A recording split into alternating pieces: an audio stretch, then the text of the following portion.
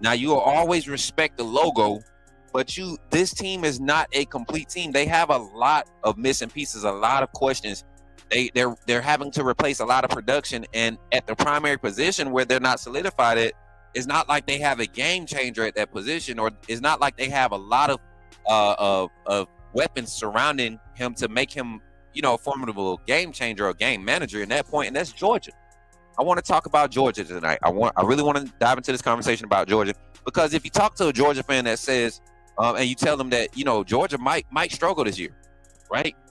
You would think that you said this was the end of their dynasty or whatever, but I think Georgia's in a transition year. This will be Kirby's first real transition year since he got hired on the job. I think Kirby Smart has had one of the most talented rosters throughout his tenure. He's always had a competitive roster. Talent has never been an issue for Kirby Smart when you talk about just the roster in itself of what Georgia, fields week in and week out, year in and year out. All right. So when I look at the schedule this year, I like, of course, Georgia's going to do what Georgia does. They're going to play their 2 cupcake games. Everybody's going to have their big opening games. Georgia has been evading that for years to come. And years have passed. And I think Clemson last year was their big game early in the year. Was it Clemson? And they played Clemson good. Was it LSU and Clemson, or was it Georgia and Clemson? I forget who they played to open last year, but they never try and go and play a marquee game to open the season.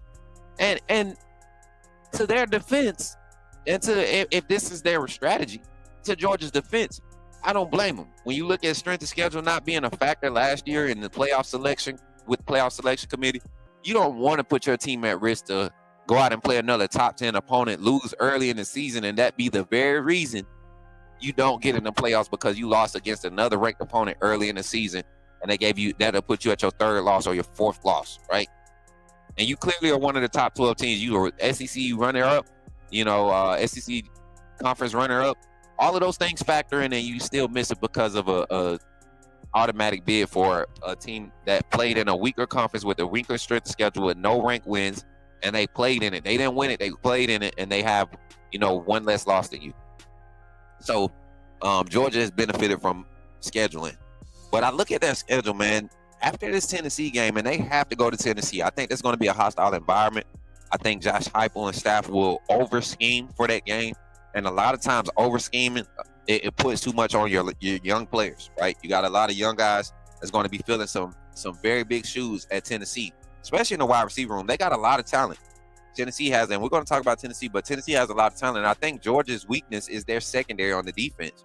So it's going to be an interesting matchup. Can Tennessee get their Aguilera? Is it Aguilera?